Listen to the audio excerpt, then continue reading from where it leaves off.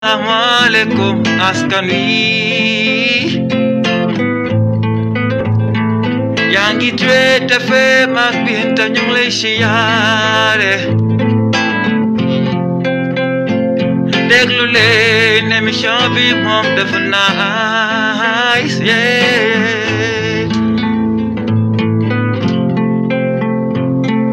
émission mu ngi wax ci askan bi waay naka la nit di sukkandiku ci projet bu mu nekk nii waay c'est les jeunes entrepreneurs du Sénégal ñaay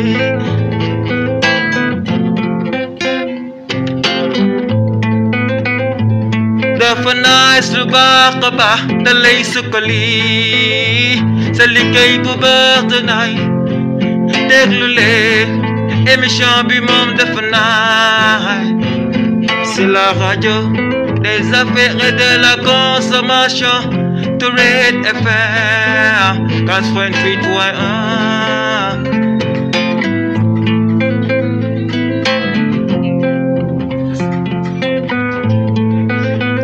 askan wi déglu leen ni lii dafa nice foo munta nekk nii ci Sénégal bitim réew ya bakku ya gis nga ni tey gëm boppam mu lekk mu nice yaa ngi am fii falu ma dafa gëm boppam ba mu créé ay yëfam ci liggéey falu waay ñu ngi lay bëggee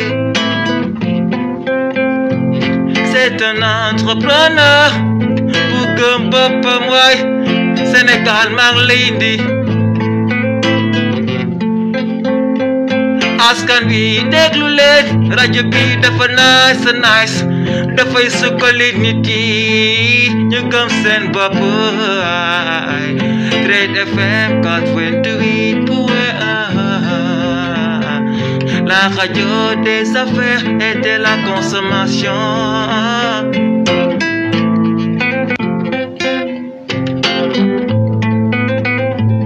dafa nice lu baax a baax da lay sukkali sa liggéey bu baax te naay déglu leen émission bi moom dafa naay c'est la radio des affaires et de la consommation Trade FM 88.1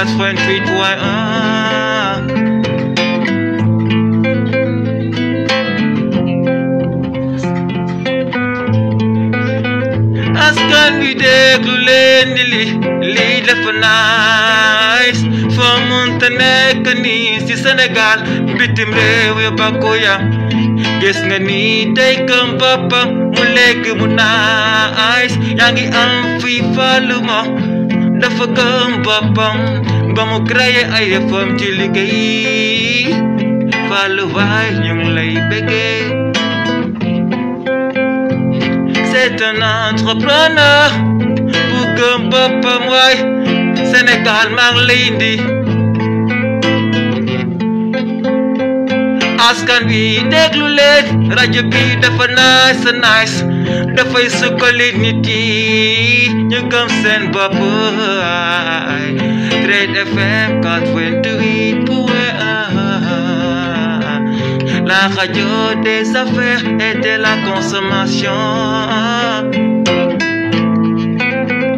Binta ñu ngi lay siyaare ci bis bi ñu ngi lay bëggee lii dafa nice si xol dafa nice si xol Binta yaa ngi dimbali askan wi Binta dafa nice si xol Binta yaa ngi woo askan bi ñu gëm seen bopp lii dafa nice Binta yaa ngi lay siyaare si suba si ak monsieur Amadou yaa ngi lay siyaare Trade FM 88.1 lay dégloo ni le rendez-vous des jeunes entrepreneurs, votre émission sur Trade FM, la radio des affaires et de la consommation, tous les samedis à partir de 10h30 avec Binta. Suivez le rendez-vous des jeunes entrepreneurs. Vous voulez entreprendre, comment vous y prendre, comment trouver des financements? De jeunes entrepreneurs viennent raconter leur expérience tous les samedis à partir de 10h30 sur Trade FM, la radio des affaires et de la consommation. Ne manquez pas cette émission, le rendez-vous des jeunes entrepreneurs avec Binta sur Trade FM, la radio des affaires et de la consommation. Salut à tous et à toutes, derrière le micro, c'est votre ange leader Binta qui vous présente votre émission d'inspiration et de motivation, le rendez-vous des jeunes entrepreneurs. Donc, comme je le dis toujours, cette émission éveille votre génie créateur et vous permet de comprendre que la réussite ne dépend pas de notre couleur de peau, de notre statut familial ou de notre niveau d'études, mais que la réussite dépend de notre état d'esprit. Assalamu alaikum suñu mbokk auditeurs yi, maa ngi leen di nuyu di leen ziar di leen wax dal leen ak jàmm ci seen radio Trade FM 88.1, la radio des affaires et de la consommation. Yéen a ngi déglu seen émission le rendez-vous des jeunes entrepreneurs. Donc comme ni ma ko waxee léegi ci nasaraan, émission bi li ko tax a jóg mooy xamal leen que ni réussite dépendrul ci jàng wala ñàkk a jàng, ci juddoo ci famille bu am wala ci famille bu néew doole, mais que réussite mu ngi dépendre ci nit ki nu muy jëriñoo xelam. Ba tax na saa su ne ma am contentement dalal fi ay jeunes entrepreneurs yoo xam ne ñoom dinañ ñu wax seen jaar-jaar ci wàllum entrepreneuriat. Xamal leen que ni comme ni ma ko waxee léegi réussite ci dépendrewul ci jàng wala ñàkk jàng, mais aussi dinañ leen wax nan lañ def ñoom ba taxawal seen activité ak nan la ñu fas yéene def ba am lu ñuy wax une indépendance financière. Tey nag ma am contentement dalal fi ñaar ñi nga xam ne ay jeunes entrepreneurs lañ, ay ndaw lañ macha allah, mais comme d'habitude rek fexe nañ ba taxawal seen activité, xaaruñu état xaaruñu kenn ki mu ngi wuyoo ci turu Khadija Cissé, c'est la fondatrice de Law Collection Shop, voilà, spécialisée dans la vente de tissus. Moom ci ay jaay tissu la yëngatu, mais aussi dafay ñawaale aussi li nga xam ne mooy ay tenues traditionnelles. Keneen ki mooy Khadim Ndiaye, moom c'est le président du GIE Sunu Légumes et le PDG de iJolof Boutique. Donc tey ñaar ñooñu laa fi dalal fas yéene waxtaan ak ñoom ci seen activité, su ko defee ñoom ñu partager ak yéen ñi di ñu déglu seen état d'esprit, comme ça yéen tam ngeen mën a inspiré wu ci li ñu leen di wax ba mën a démarrer seen activité. Su ko defee rek ma daal di ñëw jox leen kàddu gi, ñoom tam ñu daal di nuyu ak suñu mbokk auditeurs yi. Khadija maa ngi lay nuyu. Fay naa la Binta, di kontaan trop ci dalal bi. Merci beaucoup. xam naa ni ce sera un rendez-vous hors pair parce que ñun on aime tout le temps se baigner dans le monde de l'entrepreneuriat. Macha allah, merci beaucoup. Kooku mooy Khadija Cissé, mais gis naa ni costume bi rafet na. Consommer local. Macha allah, consommer local. Fii lañ ko defaree. Fii lépp fii lañ ko defaree. Gis nga kooku waxul pourtant du ko xam. Loolu la. Macha allah, rafet na trop ak maquillage bi aussi. Make-up bi. Merci. Khadim maa ngi lay nuyu. Waaw maa ngi lay fay soxna Madame Diop, maa ngi lay di nuyu également sama naataango soxna Khadija Cissé la Saint-Louisienne. ndar la quoi moom ceeb yi ñaare. wane na ko ci solo bi. sama camarade la depuis université, vraiment ñu xamante foofu noonu mu nekk jeune entrepreneur boo xamante ni damay saluer très sa bravoure. Donc man maa ngi tudd Khadim Ndiaye, dëkk ci région de Louga, département bu Linguère, commune bu Sagata Jolof.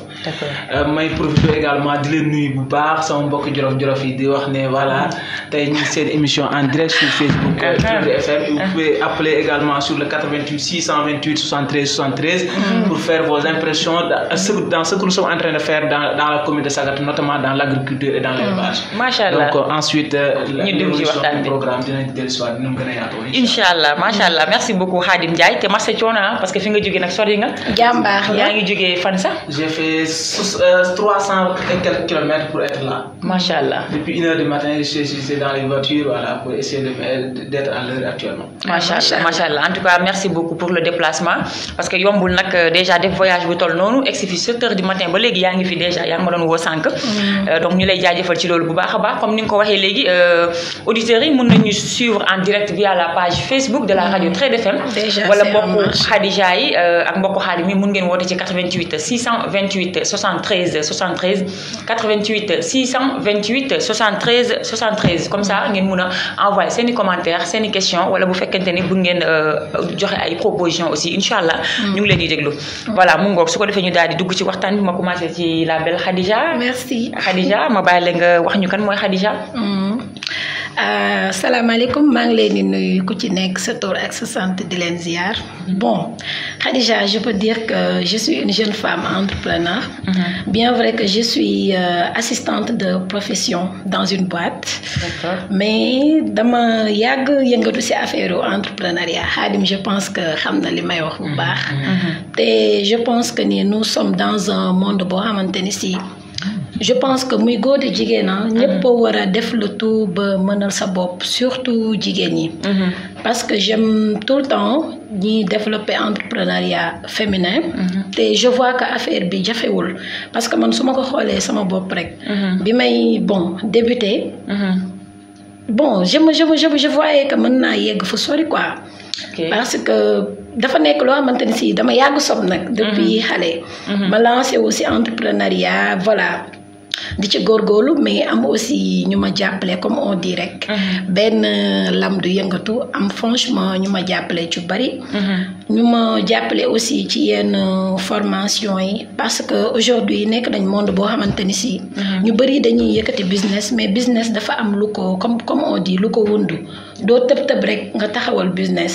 du coup formation yi ma jaar xaw na ma motiver tuuti. d'accord balaa ñuy dugg ci li nga xam ne business comme li nga wax balaa nga ci dugg dafa am loo xam ne loolu nga war a def. dama bëggoon xam d'abord fan nga jaar ci sa parcours scolaire. waaw fan ma jaar man maa ngi juddoo Saint-Louis fa laa jàngee amee bac. bac moom une université Cheikh Anta Diop de Dakar. Après j'ai fait le département d'anglais foofu laa amee sama master en anglais. ma jóge fa aussi def des formations de courte durée en entrepreneuriat. Plus précisément avec benn programme bu ñu naan Academy for Women Entrepreneurs boo xamante ni si on m'avait sélectionné. benn kii boobu day comment dirais-je booster l'entrepreneuriat féminin avec l'aide de l'ambassade des États-Unis ak WARC ak notre présidente Awa Kaba moom soreetul. En plus aussi j'ai bénéficié de la formation ADC Agents of Digital Change de l'ambassade d'Israël. ak programme yi xam naa dañ koy réduire rek parce que bari na mais les plus phares moom lay wax. ak benn programme ABC Africa Basque Challenge bu ñu doon def ak waa ambassade espagnole. ak pas mal de choses. Voilà. D'accord machallah donc lu foofu nga jaar ci sa parcours scolaire après dinañ ñëwaat ci formation yi nga jot a def. D'accord yaa ngi taxawoon sànq ci business bi yaa ngi doon naan booy def business dafa am loo xam ne loolu moo jiitu. donc defe naa ne yaa ngi bëgg a dugg ci li nga xam ne mooy état d'esprit. voilà bi nga xam ne moom la entrepreneur bi war a am. à chaque fois dama koy faral di souligner mais balaa may ñëwaat ci point boobu damay bàyyi ki nga xam ne mooy Khadim Ndiaye. D'accord mu daal di présenté wu wax ñu kan mooy Khadim fan la jaar ci parcours scolaire am. waaw madame Diop. Bref rek man maa ngi juddoo ci dëkk bu ñuy wax Ndiayène Sapenda. nekk ci commune bu Sagata Jolof département bu Linguère. foofu la yàlla def laa defee sama primaire ak sama secondaire. def dëkk bu ñuy wax Daara Jolof ma defee fa seconde. ak daal di dem lycée Mbacké àggale fa sama première ak sama terminale ñëw université. université yàlla def na voilà benn at laa fa def muy en 2014. mu nekkoon année bu difficile ñu def fa benn session unique année bi ñuy rey Bassirou Faye notre collègue Bassirou Faye. année boobu laa fa dund mu nekk année bu tara après muy obligé ñu ne dañuy reprendre la première année. et via mes capacités en littérature ma ne non man c'était pas nekkul une obligation may toogaat université de reprendre une année entière. ci laa décidé ma dem defi une formation professionnelle à l'Institut Afrique de Dakar. ma di leen saluer de passage parce que tey li nekk ci man ñoom ñoo ko def ci man. D'accord. Afrique.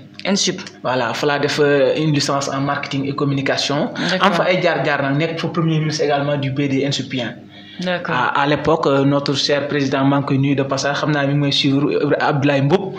mu nekkoon président ma nekk son premier ministre les Mami Rokhaya Toga Faye nekkoon secrétaire général ñu nekkoon ci ay club yu am solo comme Inactus Afrique mu nekkoon benn cadre d'organisation boo xam dañ fa doon former les jeunes entrepreneurs et les jeunes leaders. de l'école ma bokkoon ci nekkoon doon ci yëngu ci ay intégration yu demee noonu. bi ñu fa jógee ñu organiser ce qu'on appelle Africa Startup Tour. Africa Startup Tour c'était une organisation boo xamante ne bi y avait des participants sur l'ensemble des pays africains ñu ñëwoon à Dakar ñu organiser ko à Inspo Afrique c'était on faisait des concours de présentation de projets de pitching pour voir maintenant où sont les meilleurs talents de l'école et ceux qui avaient la capacité de porter des projets. C'est en ce moment ba tey projet bi nga xamante ne bi tey ci lañ yëngu ba lii lépp am ci tey muy sunu légume bi foofu la initiative bi démarré à l'école. D'accord. J'avais porté l'idée et je travaille avec mes collègues étudiants. Ñu liggéey ci dossier ba pare soutenir ko. D'accord. Mu jàll à la ci jury bi ñu revenir ñu nag il faut ñu jéem leen accompagner en centre d'incubation.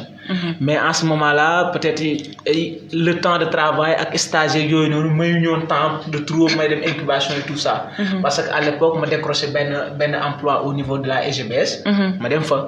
nekk foofu noonu di liggéey comme agent commercial def naa fa 1 an agent commercial bi ma jógee ci agent commercial ma def responsable d'équipe. Sur 8 régions. Même Khadija mi à Saint-Louis yaakaar naa ni doon na bokk ci ñi ma doon démarcher ay commerciaux à Saint-Louis. Et je gérais 8 régions. Ensuite ma nekk responsable back office c'est-à-dire le rachat des clients et cetera sur les différentes banques.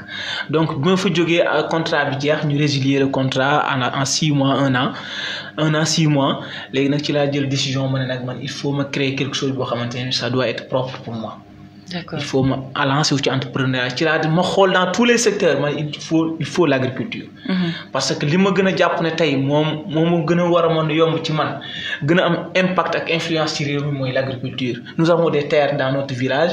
Nous avons de l'eau et en ce moment-là il y avait ce qu'on appelle la révolution de l'eau. Avec les programmes de l'État, PUDC, beaucoup de nos villages ont bénéficié des forages. Il y a beaucoup de l'eau et il y a de l'espace. Je me suis dit que voilà. J'avais un projet qui parlait de l'agriculture. Notre village a un forage, et nous avons des terres. Alors nous devons se lancer dans l'agriculture. Voilà en bref l'initiative que nous avons aujourd'hui et qui a prévalu en tout cas le gilet sous les légumes. Et qu'aujourd'hui nous sommes dans des périmètres d'exploitation de 5 hectares. Et machallah, voilà, nous sommes en train de s'efforcer et voir maintenant comment nous pouvons décrocher à l'avenir des partenaires pouvant nous accompagner sur l'autosuffisance et surtout l'augmentation de notre capacité de production en légumes surtout et bio. D'accord. Voilà. D'accord. Machallah. Xamna dinañ ñëwaat ci yow encore tout à l'heure. Su ko defee ma bàyyi Khadija moom mu eggale ci point bi nga xam ne moom la taxawoon sànq. yaa ngi naan business dafa am lu ko jiitu. waaw business comme je dis dafa am lu ko jiitu parce que je peux dire que tey bëri na ñuy sóobu ci projet. muy échec mais dañu jaarul fi ñu war a jaar. parce que projet booy def sa projet. da nga war a def li nga xamante ne ci mooy business plan.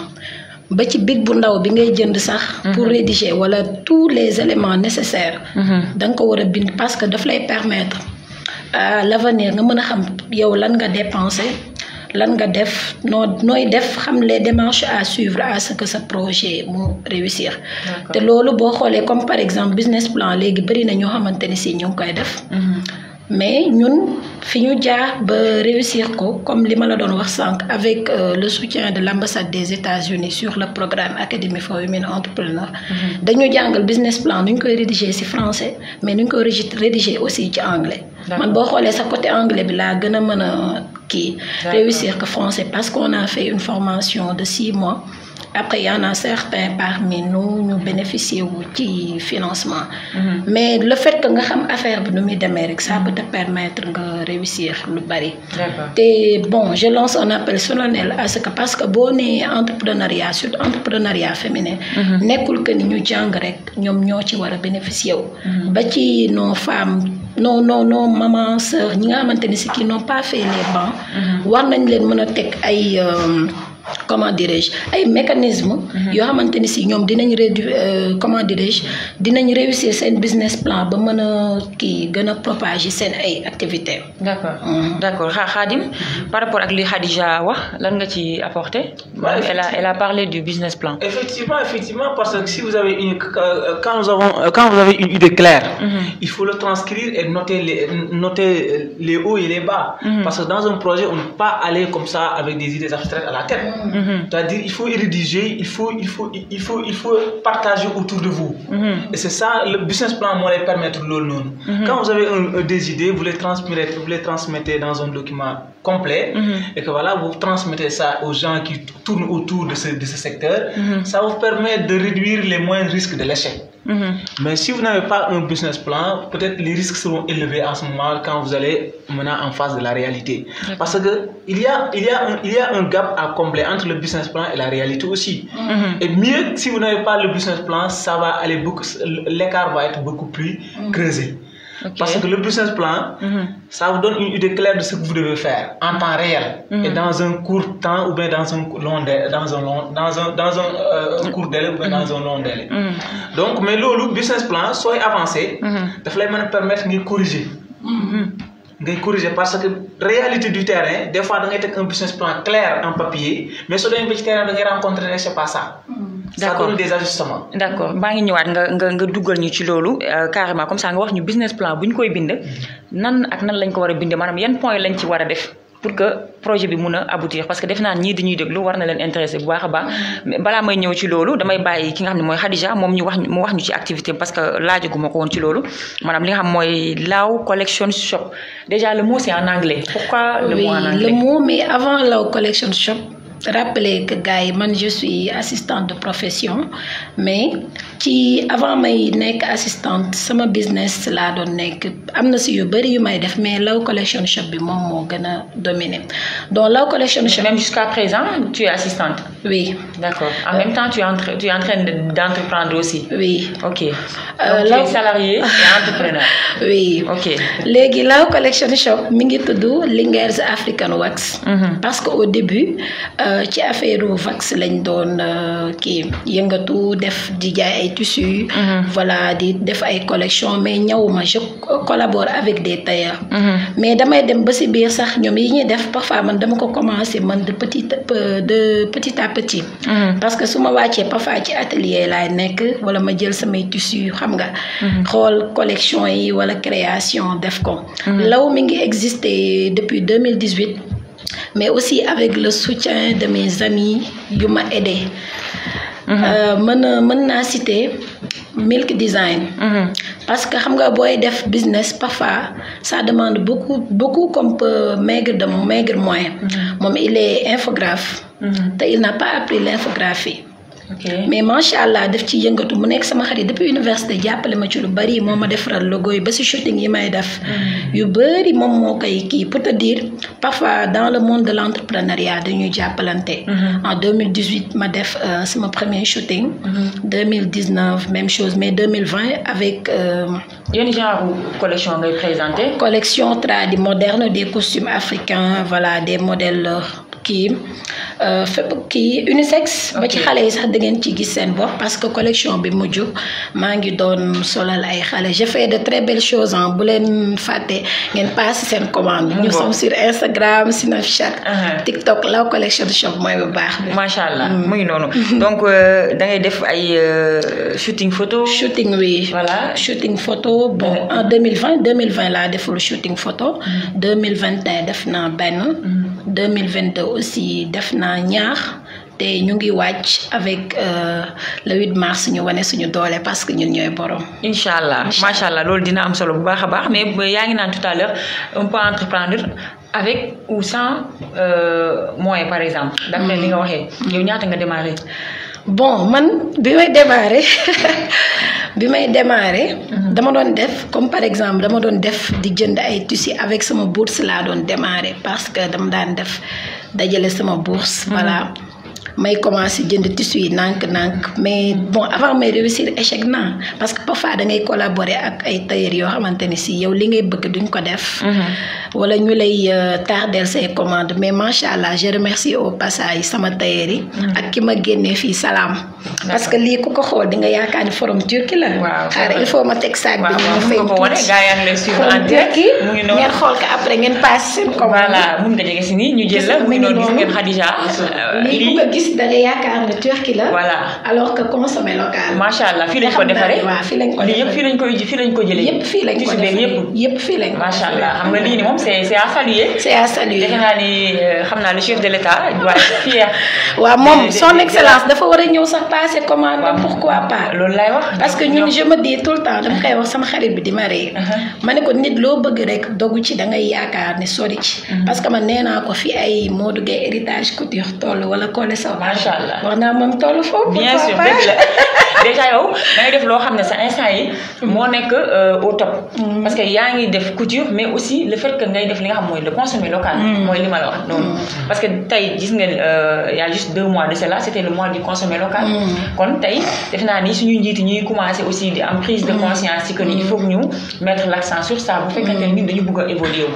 lii rek déjà wane na ko Khadim moom déjà mu ngi entreprendre mais aussi li muy entreprendre ci côté consommer local la loolu mooy wane que ni am nañ fi ay jumtukaay yoo xam ne buñ ko utiliser du jar comme ni ma koy waxee ci émission wu consommer local du jar ñiy jéggaani di dem di uti leneen feneen parce que lii nii macha allah gis nga li mu sol.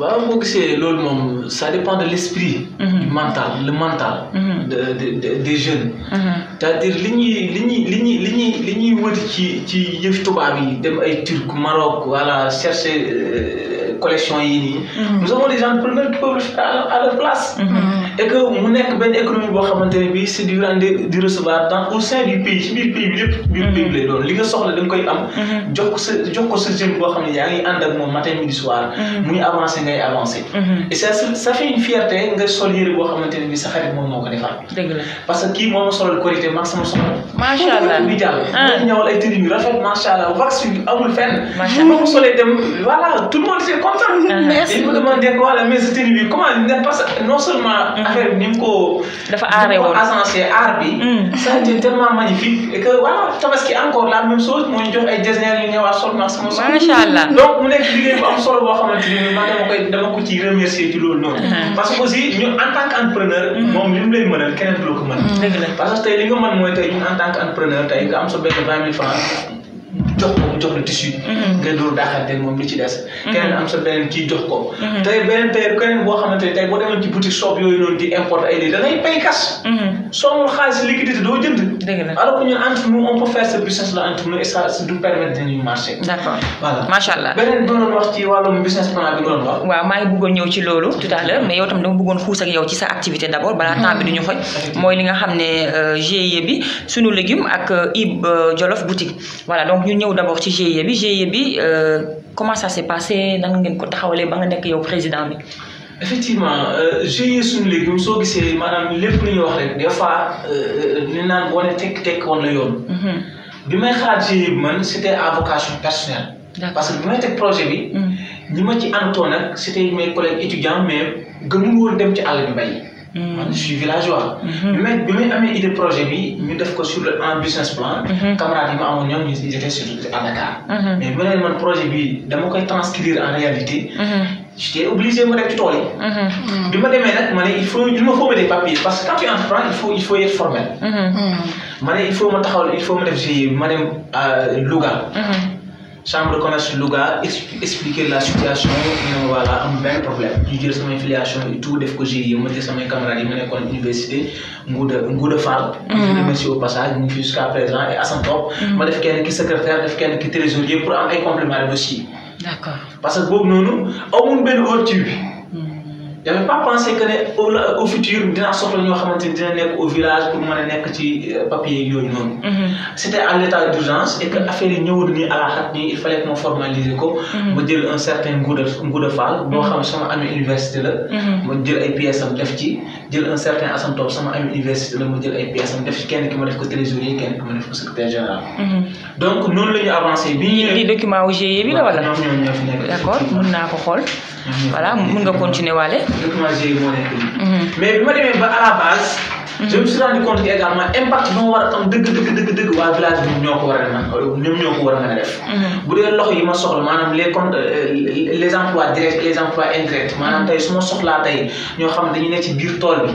di liggéey matin midi soir. ñooñu il faut ce qu'on appelle les emplois directs. ñooñu ci dëkk bi laa ko war a mën a amee su ma soxlaa tamit les emplois indirects maanaam ñoo xam ne temps de récolte laa leen soxla maanaam tomate ñoree. wala kaane bi ñor wala patañse bi ñor. ñooñu ñi nga xam ñoo war a mën a ñëw jàpp ci récolte ñooñu c'est les femmes du village et les jeunes du village ñoo xam ne par journée nga leen di fay. wala dara ñu ñëw jàpp ci liggéey bi. je me suis dit qu'il faut ma changer paradigme ñooñu il faut ma intégrer leen ci. collaborer ak ñoom. J'ai convoqué une rencontre au sein du village avec les femmes, les jeunes. Voilà, il y a une situation qui se pose. Le GIE, j'ai déjà mis un président, un secrétaire général, etc., mais il est toujours bon de corriger. Les gens qui nous ensemble dans cette dynamique. Comme que tool bi mi ngi commencé di dem. nañu xool ñun en tant que villageois nan la ñu mën a def ba mu nekk un progrès intégrant.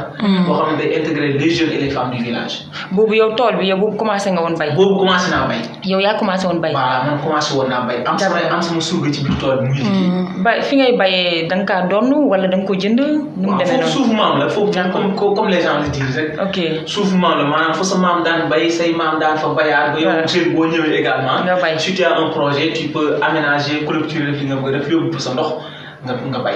d'accord nga commencé ñaata nga démarré bi ngay bay. nga commencé bay waaw bu ñu démarré on a commencé à petite échelle rek. à petite échelle 1 hectare. ñaata à peu près. Après nous sommes sur 5 hectares mais mënuñoo collecter lépp. d'accord mënuñoo collecter pour te dire que même dans le business plan. c'est 5 hectares. qui a été mentionné. D'accord. Mais pour dire que réalité du terrain avec les moyens du bord, de la exploiter les voilà.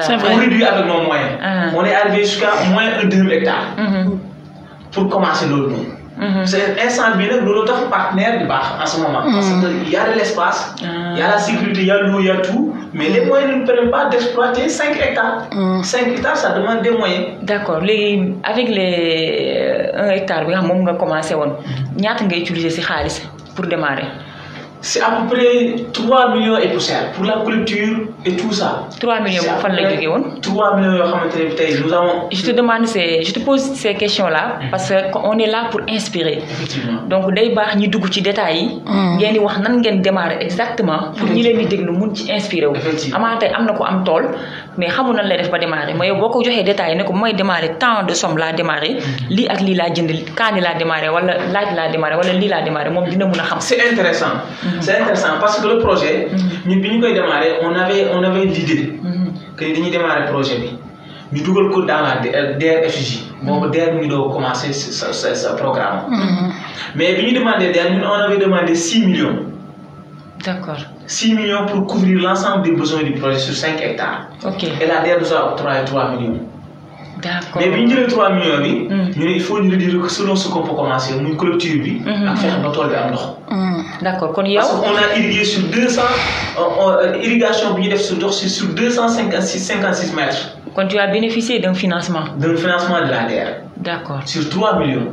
OK. Ñu def ci irrigation, def ci collecture, fex ba tool bi am ndox. Maintenant, le reste, c'est à la charge, c'est à notre charge personnelle de se débrouiller. Maintenant, mais nous, devons te remercier Wader parce qu'ils vont les mettre à l'épreuve. Parce que peut-être, pour les 6 millions, tu vas commencer en noblesse. C'est-à-dire, les moyens de mettre à ta disposition pour commencer. Mais nous, ça ne suffisait pas. Mais selon une expérience, on a réduit avec ce qu'on a pour commencer tout le monde. Maintenant, avec les femmes, il faut nous changer de paradigme. Nous devons intégrer les villageois. Il faut nous confectionner d'abord des cartes de membres. Parce que comme c'est déjà parti, mais pour intégrer le GIE et que demain on ne sait pas quel type de partenaire qu'on peut avoir, il faut nous formaliser maintenant sur des bases très claires. Maintenant, l'idée est moi, quand nous connaissons qui veut participer, nous avons une carte de membre 1000 francs plus 5 000 francs adhésion. D'accord. Alors, nous élire encore un sous-bureau. Le président, elle s'appelle Kharidjaï. Ok. Nous avons une trésorière qui s'appelle Fatou Ndao, une secrétaire générale qui s'appelle, comment son nom, Mam Diaradja. Et maintenant, quelqu'un qui gère tout ce qui est compte et bénéficiaires, etc. Nous avons éduqué dans une réunion, nous avons commencé à faire le nom. maintenant bi ñu ci duggee nag ñu ne comme les moom c'était à part. pour yow bi ngay commencer le projet yow yaa ko démarché woon sa bopp. mais il faut ñu boole loolu lépp ñu intégrer ko ensemble. loolu la ñu taxawalee le GIE avec les nouvelles bases. d'accord moo tax ñu defaat beneen changement beneen bureau. inclure ci les femmes et les jeunes du village pour que tey ñu mën a xool yan partenaires moo mën a ñëw pour ñu élargir capacité de production yi. ok tey soo xoolee tey nous sommes leaders dans la production dans la commune. parce que tey dañuy def batañse.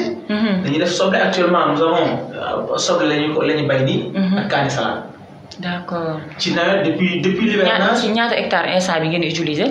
moins d'1 hectare. d'accord ok Moins d'1 alors que vous avez 5 hectares. alors que nous avons 5 hectares. ok. Vous voyez l'espace qu'on a réduit. Donc, il y a un potentiel MINFI, expérience MINFI.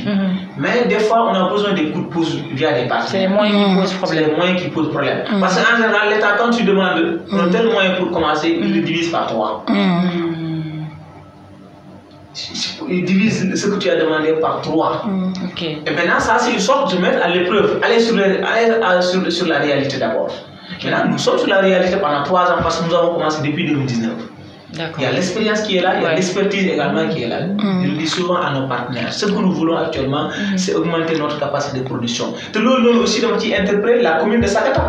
Surtout Madame le maire, parce que aussi, on a une part de responsabilité, doter des subventions, doter des financements aux jeunes entrepreneurs qui évoluent dans la commune.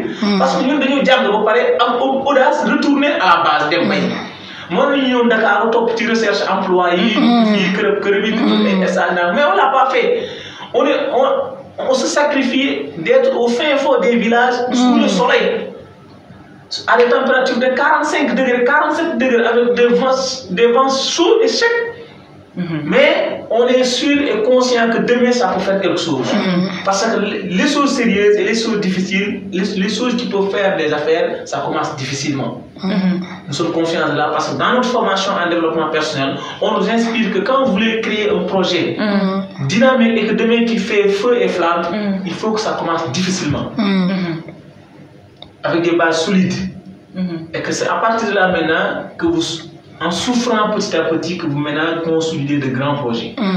Maintenant, tu as double mais pendant 3 ans, nous avons besoin maintenant de l'apport de la commune et des partenaires locaux, surtout ceux qui évoluent dans le développement local, à travers les ONG. Nous sommes en train de discuter avec beaucoup d'ONG, comme SOS 100 de Louga, le FOMS Louga également, la CIRAT, Psychodev Afrique. Nous sommes en train de discuter avec pas mal d'ONG pour qu'ils viennent maintenant nous rendre visite et de voir ce que nous sommes en train de faire avec les femmes et les jeunes dans notre village. Parce que c'est intéressant. Parce que ONG, c'est un problème moins souvent. Ils sont basés tout simplement sur les villes. Alors qu'il y a des guerriers qui sont dans le Sénégal des profondeurs et qui ne voient pas des financements, qui ne voient pas les ONG. Leur financement est mieux, ils font les appels d'offres via Internet. Mais les jeunes entrepreneurs, les grands entrepreneurs là, les jeunes entrepreneurs qui sont dans les villages là, ont accès à ce site là. Il y a des villages environnants, du village de Choy, j'ai des amis qui sont YouTube ay yanko ba kanji etc. am ay yeneen baykat yu nekk sama ginnaaw Sine etc. qui gèrent des périmètres mais ñooñu xamuñu ni ñu bindee ay appel d'offres. C'est vrai. Quand vous mettez un lien pour demander appel à candidature pour des fonds etc. xamuñu lan lañ wax. Ils peuvent le voir défiler sur le Facebook là mais duñu xam lan la. Alors que c'est des producteurs yoo xamante ne bi tey commune de Sagata lépp lu ñu soxla ci légumes ñoom ñoo ko fay bay. D'accord dina ñëwaat ci yow tout à l'heure comme ça nga jox ñu ay solutions yoo xam ne jàpp nga ni loolu la état bi war a teg pour que financement yi gën a bëri. parce que bu ma la déggee. mais dem à la base bëri na mais dafa demul à la base. moo tax c'est les entrepreneurs qui sont dans les villes ñi nga xamante ne ils sont connectés à l'internet. Ils sont un peu instruits. ñu ngi sur les réseaux tout le temps pour voir les appels d'offres. ñooñu ñooy bénéficier les chances. voilà alors qu'il y a ceux qui sont dans le Sénégal des profondeurs. ñooñu bu leen joxoon ay millions ils sont capables d'assurer l'autosuffisance alimentaire dans ce pays. c'est ça moom je suis parfaitement d'accord moo tax ma ne dinaa ñëwaat ci loolu tout à l'heure comme ça nga jox ma solution yi nga xam ne moom nga jàpp ne état bi war na koo teg su ko defee ñu atteindre l'autosuffisance alimentaire mais aussi gën a lutter contre le chômage Khadija parce que boo déggee kii li mu wax déjà defe naa ni lu am solo la parfois jeunes yi dañuy kaas ñii naan jot nañ financement ñii naan jotuñu mais moom boo déggee li mu wax di nga xam ne franchement ñu jar a jàppale lañ parce que tam li mu def déjà dafa jafe étudiants yaa ngi fii à l'université di buruxloo ci chambre yi yor seen diplôme di traîner ñi naan dëkk bi amul liggéey alors que y a des opportunités bu ñu génnee ci àll bi. Non, y en a beaucoup. Voilà. Y en a beaucoup parce que man exemple bi may joxe lu bari parce que man mosuma xalaat comme par exemple liggéey ci bureau wala kii mais man képp ku ma mës xam rarement sax nga gis ñuy xam ni man je travaille dans une boîte képp ku ma mës xam ci entrepreneuriat la ma xamee. te en plus loolu may gën a lancer un appel solennel aux jeunes que ni ñu gëm seen bopp. Surtout les étudiants. Parce que dañ tollu monde boo xamante ni si Sénégal dafa metti te ñëpp mënuñu nekk ci ay bureau mais nag y en a des jeunes yoo xamante ni si ils sont vraiment à aider à assister parce que maa ngi suivre la fois passée meilleure école du Sénégal gis sama benn ancien camarade de classe Mamadou Mbengue mais après bi mu paree jàng ba pare gis ni affaire yi doxul il s'est lancé dans la vente de thé te loolu bariwul jeunes yu ko ñeme am na ñoo xamante ni si dañuy toog naan seen ay diplôme voilà mayu leen ñu def yenn. Alors qu'il a été sélectionné comme meilleur élève. Non, il a parce que sur Facebook, il y a une page meilleure école du Sénégal. Faut à chaque fois dañuy wone tout ce qui est de lancé. Non, meilleure école page Facebook là, mais il a fait les études à l'université. D'accord. Mais bu mu paré affaire yi deuguer il dafa lancer propre business am di vente du thé xam nga lolu ku jambar deug moko mën. D'accord, j'ai pas encore compris. Manam mom ci meilleure école. Meilleure école du Sénégal ça veut dire benn page la Facebook. dañ fay discuter tout ce qui est enseignant affaire yooyu noonu génie wane aussi génie def exploit mais il a fait les études à l'université mais meilleure école du Sénégal dañuy bind ay articles. di wane parcours jeune entrepreneur yi affaire non moom dañ ko defal benn genre article. di wane ni que ni boo jàngee ba pare même bu affaire yi baaxul da nga war a lancer parce que man. D'accord, je comprends. Parce que man mën naa joxe sama exemple man à l'université toog naa parce que dama bëgg ay affaire toggant affaire yooyu noonu tu vois université metti woon na trop mais man daaw ma dem resto. D'accord. bu ma daan jóge Saint-Louis sama yaay def may ravitaillement comme kuy yëpp kuy sëyi. Je te jure j'avais mon frigo et tout mais ma dem ba si bi pare sama master affaire yooyu noonu affaire kii ma demandé permission madame Thiam. Claudel maa ngi koy nuyu. avec mes amis la leen def tijji suñu benn genre kii. buvette xam nga buvette def ko vacances yi affaire yi door ñëpp nag université La Linguère parce que man sama nom. université ñëpp La Linguère lañ ma xamee. D'accord. Voilà. D'accord, machallah. C'est vrai que maa ngi gis déjà ci commentaire yi am na ñoo xam ne ñu ngi participer comme ku ci mel ni Amadou Traoré nee na La Linguère merci pour les conseils et son soutien voilà constant aux initiatives entrepreneuriales. Mais aussi me souligner benn affaire aussi comme entrepreneuriat bi maa ngi koy expliquer sànq. Parfois day laaj ñu jàppalante. mais Law Collection Shop comme li ma cité remercier ñi ma jàppale en l'occurrence Malick Dia. mais il y a aussi le professeur Marito Niane qui m'a soutenu. sama deuxième shooting bi affaire yi mettee ci Covid bi parce que Covid bi dafa passé j'avais plus de fonds j'étais à Saint-Louis j'ai passé là-bas presque 5 mois 6 mois.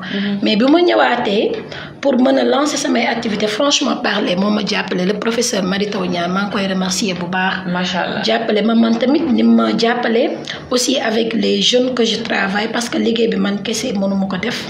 voilà parce que parfois am ñoo xam ne su ma amee yenn commande su ma demee liggéey comme yenn étudiants yi dama lay woo mën nga passer nga ni ma waaw je te paye nga passer ma may payer samay livreur et truc. mais loolu yëpp sans le soutien voilà bien vrai que def naa ci sama doole. mais sans le soutien de certaines personnes. mënuma dem.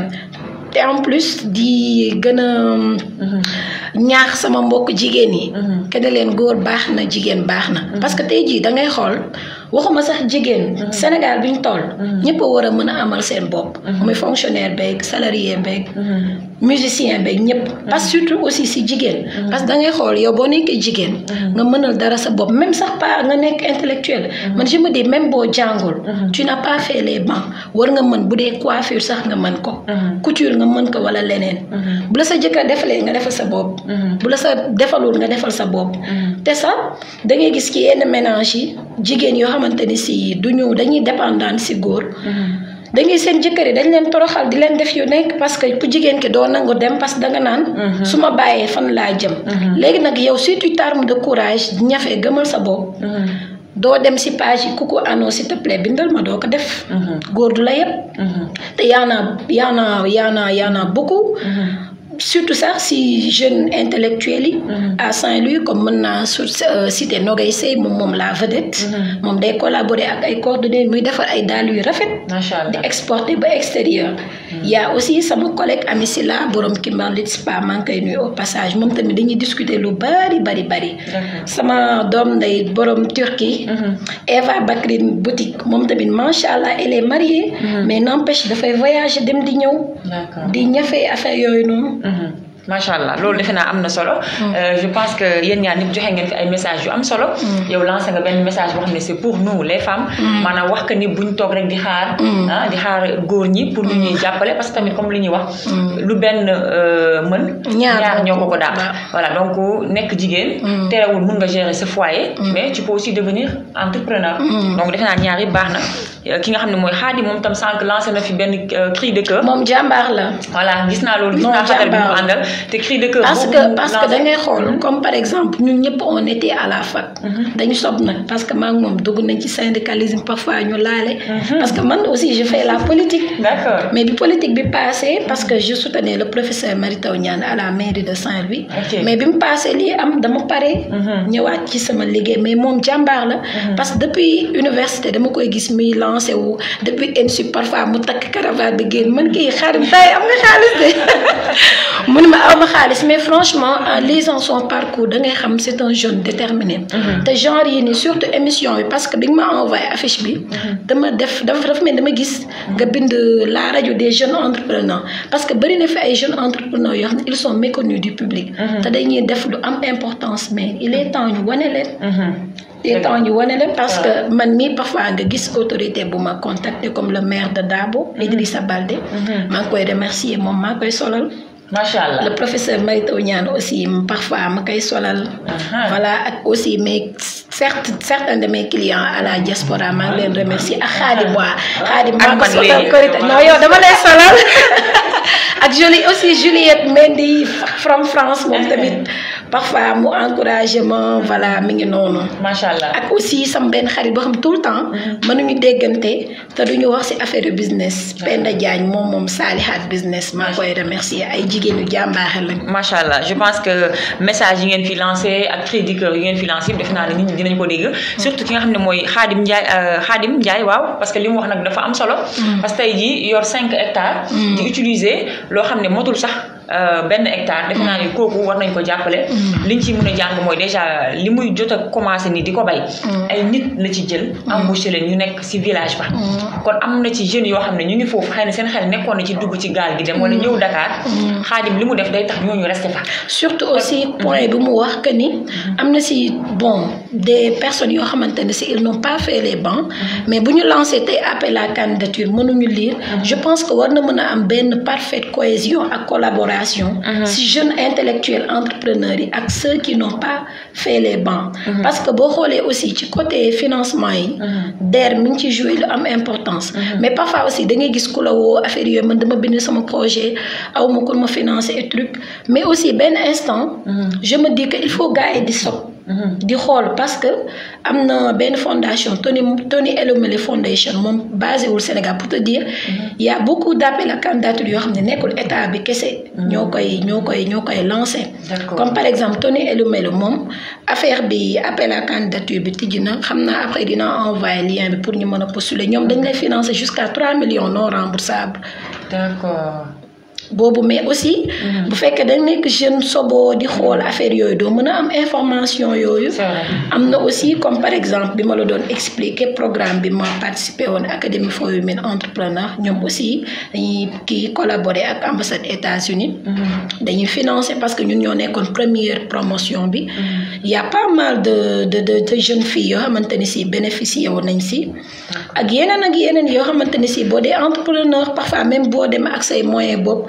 parfois il faut nga am aussi ku la épauler pour nga mën a propager sa business. d'accord macha allah defe naa loolu am na solo loolu moo may permettre sax ma rebondir ci point bi nga xam ne taxawoon nañ ci sànq balaa ñoo eggal ci yeneen point yi aussi mooy côté business plan bi. voilà balaa loolu aussi ma remercier ñi nga xam ne ñu ngi ñuy suivre via la page Facebook de la radio Trade FM. voilà ñu ngi envoyé seeni commentaires ñu ngi leen di encouragé. defe naa ni ku ci mel ni tey Souley Balde voilà nee na bon courage Khadija ñoom ñëpp ñu ngi leen di encouragé voilà Juliette Mendy aussi Mendy mooy borom France. nee na bravo l'agriculture est un secteur très important pour la bonne marche d'un pays. wax na dëgg voilà moom waxaat na aussi ne voilà c'est aussi. xam naa am na ñu bëgg woote sax. am na ñu bëgg woote waaw malheureusement nag technicien bi dafa xaw a bouger fu mu nekk nii xam naa ni dina ñëwaat tout à l'heure su ko defee mu daal di ubbi serveur parce que gis naa ni gaa yaa ngi bëgg a woote. mais patienté leen tuuti rek incha allah. mun ngeen continuer di envoyer seeni commentaires. ku ci mel ni kii tamit Cheikh Ndiaye nee na Khadija une battante je suis fière de vous. Bara Thiam mu ne bravo à Khadim ton oncle est fier de toi. macha allah Samba Nia moom mi ngi ñuy félicité nee na félicitations à vous. merci beaucoup Cheikh Ndiaye nee na Khadim. Milk Design Pro voilà Milk suñu partenaire la ñun ñaar ñëpp. mooy borom infographe bi loo defarul ci affiche baaxul borom logo yi ci man. Milk Design dama koy souhaiter un joyeux anniversaire. vraiment nit ku baax la gis nga day soutenir Khadija di projet bi depuis le début. même ci business plan bi aussi da cee bokkoon. donc mu nekk quelqu'un boo xam ne yàlla may na ko xarale ci wàllum design ubbi na cabinet également global.com. donc lépp luy flyers lépp luy t-shirt lépp loo xamante ne day jëm ci wàllum. logo affiche lépp logo affiche macha allah li mu design macha allah mën nga koo jot ci numéro wala ci page am donc moom ubbi na cabinet également global.com. macha allah am solo may ziar également mes amis. mel ni Cheikh. ñu ngi en direct maa leen di gis. waaw sama tonton Baar depuis Maroc également. ñu ngi leen di jaajëfal. mais Khadim y a aussi mon amie Juliette Mendy Konaté nee na Khadim je te connais pas. mais j'aimerais entrer en contact. avec l'agriculture avec toi l'agriculture m'intéresse beaucoup moom elle est en France. xam naa après nga jokkoo nga envoyé sa contact déjà gis nga li ma doon wax sànq dafa lii daf koy firndeel. yéen vous êtes là pour inspirer les autres yi nga xam ne peut-être mu bëgg nañ démarrer mais xamuñu fu ñuy jaar. parfois aussi waruñu fàtte diaspora bi am na ñoo xam ne ñu ngi fële ci kaw. mais seen xel mu ngi ci suuf. mais dañu xam fan la ñuy jaar sama benn client Bayo Marie moom mi ngi Dubaï. mais bu may dem bari na collection yu bari yoo xam ne man maa ko defaral Bayo Marie Jangana moom tamit mu nekk un client fidèle maa ngi koy nuyu au passage. voilà gis nga Juliette Mendy fii nee na essayer de collaborer aussi avec certains Sénégalais intéressés par ce secteur qui sont à l'étranger. déjà kon wax na ko kon Khadim defe naa am nga benn partenaire. voilà mu ngi noonu kon nag ñaanal borom rajo bi mu yàgg fi. amiin waaye nag ba tey maa ngi xaar sama technicien bi nga xam ne dafa xaw a bouger xam naa day def yëfu njaayeen. su ko defee bu ñëwee rek mu daal di ubbi serveur bi gars yi mën a dugg. continue leen di envoyer seen i message ñu ngi leen di remercier yéen ñëpp merci beaucoup ci encouragement yi. numéro serveur bi 88 628 73 73. 88 628 73 ba tey rek comme li ma ko waxee patienté leen tuuti rek sama technicien bi dafa bouger xam naa léegi mu ñëw incha allah. su ko defee ñu daal di continuer waxtaan bi ñu taxaw nag ci benn point boo xam ne c'est très important pour les jeunes entrepreneurs mooy le business plan. voilà loolu laa bëggoon tey ngeen xuusal ma ci bu baax a baax. parce que ñii di leen déglu xam naa dina leen war a intéressé tey koo xam dafa bëgg a lancer wu. business plan am nan la ko war a defee. business plan je peux dire que jafe na jafewul. parce que boo xoolee genre comme benn genre document la buy définir yow sa projet. xaalis bi nga ci dugal comme ni ma ko waxee sànq dërëm bu gën a ndaw da nga ko war a évaluer. xool moyens yi ngay def à long et court terme. xool aussi bon parce qu'on est dans le monde du numérique parce que boo xoolee aussi léegi je vois que puisque dañu nekk dans le domaine du digital. comme sa projet nga def le tout ba mu am apport digital aussi loolu. entrepreneur yu bari war nañ ci mën a jouer. comme ni ma la ko expliqué la fois passée man j'ai eu la maîtrise du business plan grâce à des formations yi nga xamante ne ci def naa ko. te boo ko defee comme li Khadim wax. da lay permettre nga mën a xam sa projet du début à la fin liñ ci dépensé li nga def. parce que bon différentes parties là te nakariwul maîtriser. D'accord. C'est très important bientôt sax ñu ngi bëgg lancer des genres vidéo courte durée. yoo xamante ni si non seulement da lay permettre nga mën a réussir sa business plan. xam naa dinaa xool des partenaires yu ma mën travailler ndool ci loolu. mais aussi pitch. parce que mën nga def sa business plan yépp mu nekk 2 wala 3 pages mais y a ce qu'on appelle un pitch elevator speech xaw ma nag. waa 30 secondes wala 2 minutes loolu comme par exemple si tu es en face de tes bailleurs de tes investisseurs. il suffit juste nga rédiger sa business plan en 2 minutes. wax lépp tu peux bénéficier des financements. D'accord. te loolu xam naa aussi jeunes yi war nañ ci gën a mën a saytu. ba mën a xam ni carrément affaire projet c'est pas compliqué. D'accord. C'est pas Khadija. C'est-à-dire loolu c'est canevas boobu noonu c'est un monde bien défini. Le canevas des pitch. Le canevas des business plans. C'est pour nous. qui ont fait les bancs. Mais voilà, je te dis quand vous entrez dans le domaine dans le secteur de l'agriculture par exemple. Les plus grands agriculteurs de ce pays n'ont pas fait les bancs. C'est idem dans le secteur du commerce. Quand vous êtes chez les bol là, les milliardaires bol là, ils n'ont pas fait les banques. Mais ils maîtrisent mieux que ceux qui ont fait les banques en matière du commerce. C'est-à-dire, des fois, il faut libérer, il faut faire du libéralisme en quelque sorte. Décentraliser les trucs à la base. Parce que les mots, moi, boo demoon tey agriculture. ci zone bi ñu nekk ne y a des femmes yoo xamante ne tey ils ont des périmètres yoo xamante ne bi c'est sur 1 hectare 2 hectares. Mais ñooñu boo toogee di la wax financement wala ay partenaires écrivez un business plan déposer wala nangam un business plan mais da leen di yokk jaaxle. Mais voilà, si vous les donnez 3 millions, vous les demandez allez travailler 2 ans, vous me remboursez. Ils vont vous rembourser 3 millions, ils vont garder dans leur caisse 3 millions encore de plus.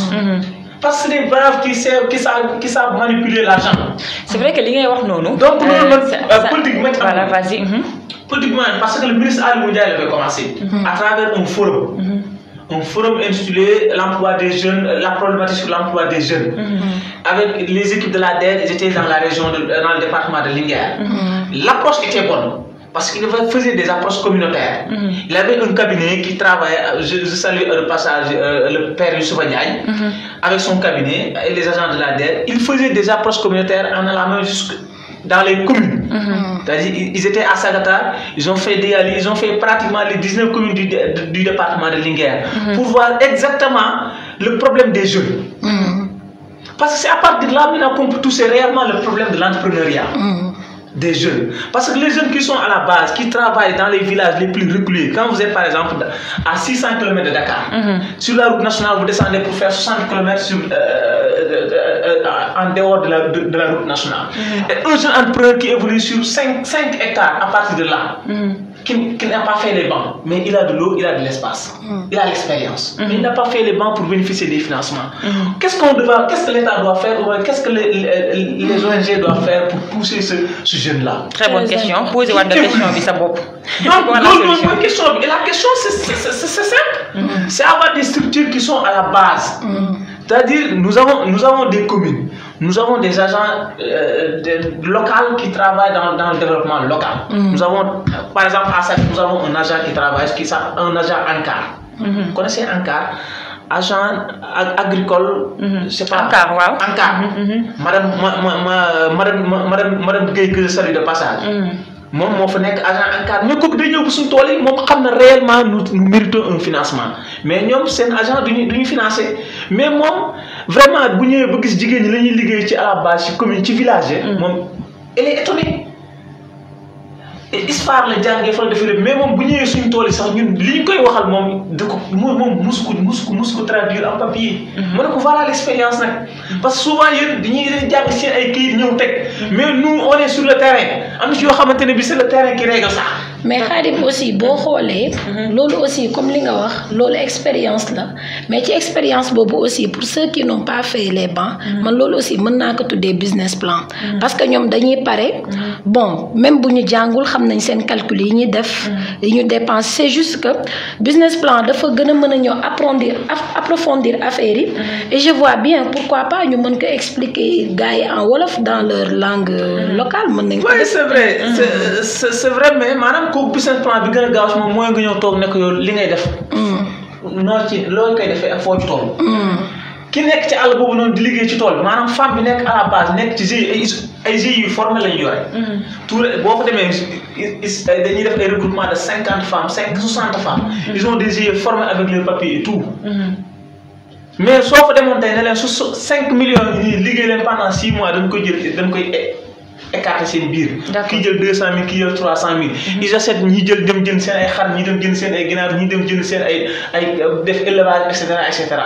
chaque mois dañuy daje pour faire le compte rendu de l'argent. ok mais kooku noonu tey soo bëggee bind le business plan yi pour dugal ko ci ay site internet déposé. avec des papiers nangam ay CV parti parta. du xaj mais kooku noonu si l'agent vient jusqu'à la base. il convoque une réunion. avec les GIE de la base. il leur demande maintenant vous êtes dans telle activité. ils vont lui dire que moi je suis dans l'agriculture moi je suis dans l'élevage moi je suis dans ceci dans les choses ça. voilà les filles ma ci toll. vous avez besoin de combien j'ai besoin de temps pour évoluer j'ai besoin de temps pour être là. voilà c'est à partir de là maintenant qu'on peut toucher réellement le problème. parce que je dis pour terminer. gis nga Covid-19 bi ñu génn. dafa am lu mu signifie. surtout dans le domaine de l'agroalimentaire. Khadim nga baal ma rappeler suñu mbokk auditeurs yi que ni technicien bi ñëwaat na donc mun ngeen continuer di woote incha allah. am nañu doon signaler que dañu bëgg a dugg pour woote voilà serveur bi bu dee jàppandi na rek incha allah ñu ngi xaar seen appel voilà ma bàyyi la nga eggali. dama doon wax ni. maanaam boo gisee tey réew mi fi mu toll nii tey surtout avec la flambée des prix là. des denrées de première nécessité ni mu seere muy wàllum jëm ci wàllum ceeb. diwlin bi suukar bi et cetera et cetera. ça c'est de l'agriculture. c'est de l'arachide le sucre c'est le secteur de l'agriculture. ça prouve nettement que les obstacles et les perturbations qui ont été posées sur le domaine de la sécurité alimentaire. ce sont seuls les pays qui ont en tout cas une survie et une assurance en agroalimentaire qui ñoom ñoo ci gën a mën a génn seen bopp. mais ñi nga xam dañoo dépendance en agriculture en élevage wala li ñuy dundee lépp dañuy mujj obligé suivre les prix internationaux. parce que li ñuy bay li ñuy dund liggéey koy jëlee feneen.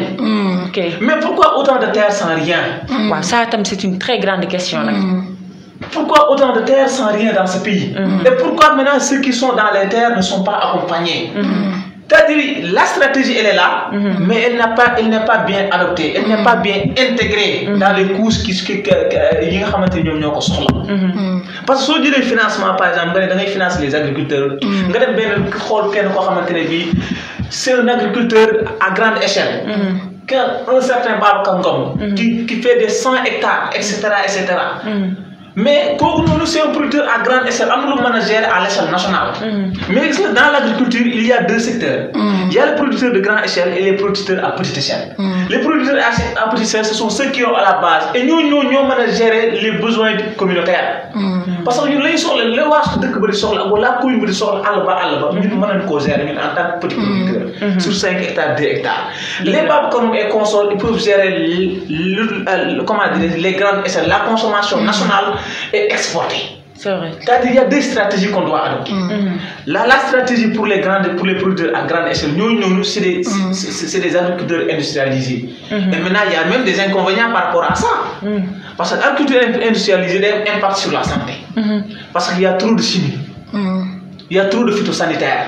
Mais par exemple, chez nous, on utilise tout est bio, tout est naturel. Parce que quand tu as besoin de faire de l'engrais, da ngay dem ci gétt yi maanaam ci gétt xar yi. fi xar yi di nekk à tout moment ak fi poulailler yi di nekk. yooyu ngay ramasser les déchets organiques là. yooyu ngay ramasser ñoo def ko sa tool. gis nga si vous remuez le sol là. ça fertilise et ça donne vie sol bi te légume bi nga ciy bay mooy gën a am ëpp substance que légume bi nga xamante ni dañ koy tuuf à tout moment de l'engrais des chimies des produits phytosanitaires et loolu noonu des répercutes sur la santé des gens. Il y aura des effets secondaires. Secondaires ci santé nit ki parce que soo gisee yenn allergies yenn maladies yu fréquents yi. c'est sur la base de nos légumes et de la consommation que nous sommes en train de faire. donc c'est des calculs que yoo xamante ni bi tey yooyu yëpp nit ñi ça passe inaperçu mais dafa am ay effets. parce que la production à grande échelle mënoo ko assurer noonu. li ko mën a assurer mooy industrialiser ko. avec des produits chimiques comme l'engrais. nga ñëw di xëpp rek wut ay phytosanitaires maanaam doses yi ngay pomper c'est tellement nuisible à la santé. te ñoom duñ ci rendre compte te ñoom bañ na ko sax bu koy pompe ay hélicoptère moo koy utiliser. wala des drones trucs ñoom ñooy def le traitement. alors que chez nous on utilise tout dans nos mains. da ngay xëy nga takk sa sareet nga dem ci àll bi wut say déchets organiques et tout ça remuer ko ñëw sotti ci tool bi. def sa transformation liggéey. et quand tu fais des récoltes produit bi ngay def fii ak bi ngay defee du zone sax benn. donc loolu dafa am solo mais daal en tout cas man fi may terminer pour question bi. mooy que la question de l'accompagnement des jeunes. c'est-à-dire il faut ñu seetaat la stratégie. parce que aussi il y a trop de l'argent. On entend trop de financement. Mais il n'y a pas encore d'impact dans ce pays. C'est vrai. Il n'y a pas de résultat. Il n'y a pas de résultat concret dans ce pays. Donc ça pose problème. On doit évaluer la stratégie. Si te Khadim ci évaluer bëgguma la dëgg mais ci évaluer stratégie boobu. man dama def juste un petit constat. comme bi élection locale yi di ñëw. ngay toog di dégg financement fu ne. mais doo am résultat. doo am résultat. parce que ki ngay financer ku la wax yor na projet bu palpable. wala projet bu mën a réussir. juste ay financement la noonu rek tout le financement. non financement il faut qu'on voit la stratégie des financements. D'accord, mais man jot naa aussi benn témoignage d'une dame qui est dans une banque. moom nee na l'État a mis les moyens. mais parfois aussi ci jeunes yi le problème du jóge. ah loolu c'est vrai. maanaam l'argent est là mais parfois da ngay gis jeune boo xam ne du la convaincre comme ni nga koy waxee léegi maanaam du la wax loo xam ne lu dal sa xel la. su ko defee ñoom dañ leen di ragal a jox xaalis. waaw surtout parfois aussi ñuy joxe xaalis. financer jeune. dem ba war a def genre constat pour constater lan la jeune bi def. mais liñ fay fekk. ak la kooku waxoon du nekk benn. donc juste mooy nañu xoolaat stratégie bi rek. voilà donc foofu noonu dafay kon defe naa ni dafa mel ni les responsabilités sont partagées pour man. peut-être état bi comme kii lu mu wax stratégie war na yokku. mais parfois aussi jeunes yi tamit ñoom tamit problème bi tam mun na suscité wu ci ñoom. parce que boo jëlee benn jeune boo xam ne amul formation en entrepreneuriat. même bu dee formé wuñ ko sax mais moom il n'est pas entrepreneur en tant que tel. c'est pas inné. il n'a pas le bon mental le bon mindset. nga ñëw tam jox ko yenn millions yi xam nga kooku noonu. bu demee si ñoo xam ne sax dañ leen jox ay millions ñu dem takki jabar. voilà donc daam bi foofu la doon waxee. parfois nga financer ay jeunes. ñu ñëw liñ la waxoon doo ko gis. wala nga gis jeune boo xam ne nee na la lii ak lii la ay jënd. nga dem gis ne li mu waxoon. daf day mel daf ko xaaj jënd. loolu yëpp si revoir la stratégie la. voilà te loolu man li ma ci mën a jàng mooy que ni day mel ni nit ki ñu financé. pour man la personne n'est pas prête. pour réussir. parce que pour man quand on est prêt. pour réussir war nga def lépp pour que liñ la jox. nga mun a convaincre yow ñi la jox somme boobu noonu pour que ëllëg ñu mun la joxaat. mais su fekkente ni jàpp nga ni yow yaa gën a muus. ñu jox la 5 millions nga dem investir 2 millions. jël 3 millions yi dem cakaayee ko comme li nga wax léegi. su boobaa buñ la financé waatul feneen su boobaa xam yow yaa tooñ sa bopp. c'est vrai te loolu damay jàpp ne c'est parce que t'es pas prêt à et je vois sax buñ la xasee ba financé leneen luy ñëpp ñëw da lay secondé rek. parce que déjà buñ la financé dans les normes. yow war nga mën a def loolu fond de roulement mu jël yeneen xaalis. voilà donc kon message biñ ci mën a lancer mooy que ni état bi war na trouver ay stratégie comme ci li mu wax léegi dem ci région yi dem ci village yi parce que y a des jeunes qui sont là-bas. yoo xam ne am nañ la terre est là-bas y a de l'espace y a tout. mën nañ leen financer parce que ñoom ils n'ont pas accès à l'internet te ñu ci bëri jànguñu. côté jeunes yi aussi ñi nga xam ne bëgg nañ ñu financer leen nañu fexe d'abord ba man li may faral di wax pour man on ne peut pas réussir quand on n'est pas prêt. mentalement man loolu mooy sama slogan. parce que balaa ñu lay financer il faut que yow d'abord nga pare. soit nga subir ay formation comme yow formation yi nga fi subir bëri na. wala nga am aussi expérience. wala nga am expérience wala yow nga former sa bopp parce que à travers les réseaux sociaux. si c'est facile. Il y a des vidéos YouTube, il y a des livres de développement personnel donc on peut se former se préparer mentalement comme ça bu ñu la joxee somme boobu yow di nga mën a xam fan nga koy dugal.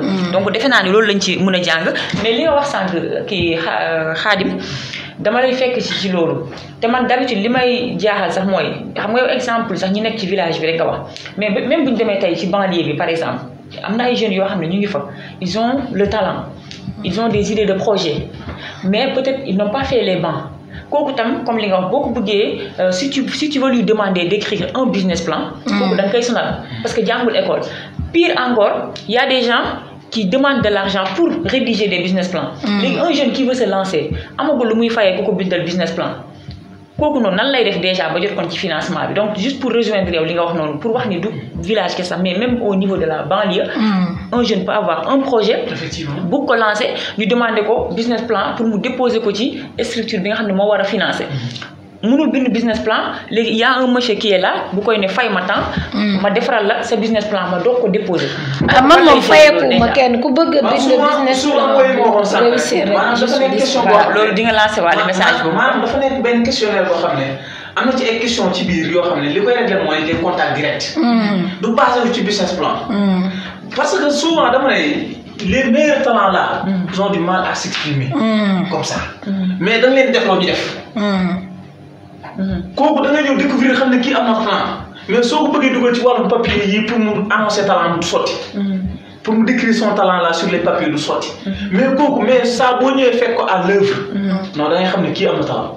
et c'est à partir de là maintenant ci loolu nga koy appuyer. la ko fekk muy def te loolu c'est un contact direct ça ne se décrit pas sur des papiers. te c'est là où ça devient intéressant. c'est là parfois da ngay ñëw financer benn jeune boo xam ne démarré gul dara. nga gis koo xam ne mu ngi en activité comme li nga wax. effectivement pour ñu financer ko il faut mu dugal business plan. effectivement c'est-à-dire tu mets dans des circuits yoo xamante ne bii c'est classique. il faut nga dugal lii il faut nga dugal là alors que le gars là moom amul sax temps boobu noonu. c'est-à-dire que man li ma nekk ni man je le maîtrise xam naa ko ma nekk fii di dugg ay business plan je suis en train de faire ça. accompagner ko.